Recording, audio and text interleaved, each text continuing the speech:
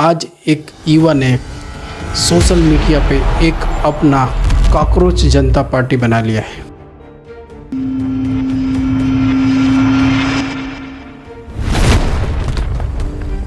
ये जो युवाओं की पार्टी है कॉकरोच जनता पार्टी, काफ़ी इसको फेम मिल रहा है, लोग काफ़ी फॉलो कर रहे हैं, लगभग 10 मिलियन सब्सक्राइबर हो गया है।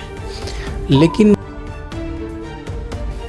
इसमें इस पार्टी का जो मैनिफेस्टो है उसमें आप देखेंगे तो सबसे पहले है कि जो भी सीजीआई के जज हैं उनको रिटायरमेंट के बाद कोई राज्यसभा में कोई सीट नहीं मिलेगी।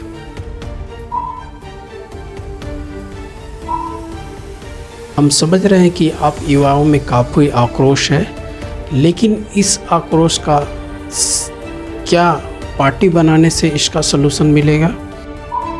तो मैं कॉकरोच जनता पार्टी से पूछना चाहता हूं कि आप एक एआई द्वारा एक पार्टी बना लेते हैं और आपका सब्सक्राइबर जो है, आपके फॉलोअर हैं इंस्टाग्राम, ट्विटर और बाकी पे बढ़ जाते हैं, 10 मिलियन तक पहुंच गए हैं।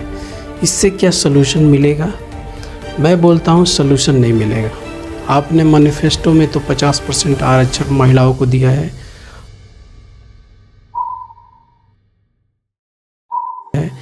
हालांकि यही बिल अभी डिलिमिटेशन की बिल सरकार द्वारा लाया गया था जिसमें विपक्ष ने विरोध किया था।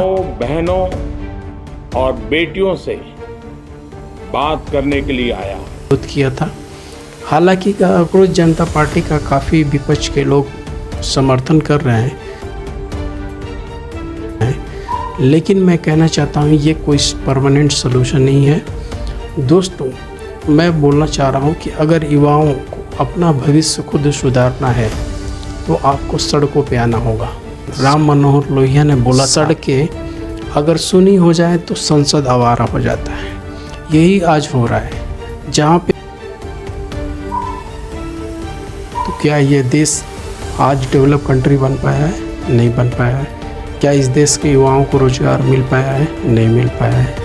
इस देश के जो 90-95% लोग हैं जिनको आज 80 से 85% लोगों को 5 किलो राशन देना पड़ रहा है, क्या उनकी गरीबी मिटी है?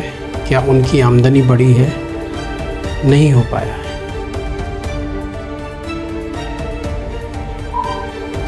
सड़कों पे आके इस जो तानाशाही सरकार है उसके खिलाफ प्रदर्शन करना पड़ेगा।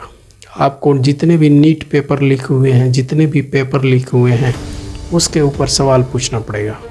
जितने पैसे इस टैक्स पेयर के पैसे हैं उसको सरकार अपने निजी कामों और बिजनेसमैनों के कामों के लिए यूज कर रही है, उसके ऊपर सवाल पूछना होगा। मैं कल एडवर्टाइजमेंट दे करके सबका धन्यवाद करने के लिए तैयार हूं। आपको जिस की फोटो छपवानी है सरकारी खर्चे से हम करवा देंगे। जहाँ पे मोदी सरकार ने हर एक फैसले केवल अडानी और अंबानी के लिए ले रही है। जैसे कि अभी हमने देखा कि नॉर्वे का जो सर्वे अभी दौरा किया प्रधानमंत्री मोदी ने, तो उसमें वो अडानी के प्रॉफिट के लिए गए थे, जिसमें ग्रीन एनर्जी का जो प्रोजेक्ट था उस पे उनका जो इन्वेस्टमेंट है वो इतने बैन लगाने के बाद जब बैन हटा है नॉर्वे के द्वारा, तब प्रधानमंत्री मोदी तुरंत नॉर्वे पहुंच गए और वो अडानी के बिजनेस के लिए बात कर रहे थे। हालांकि मोदी ने जितने भी विदेशी दौरे किए हैं जिसमें सरकारी टैक्स का पैसा खर्च करके, वो भारत के लिए कुछ नहीं किया है। उन्होंने ज़्यादातर अडानी और अंबानी के लिए किया है।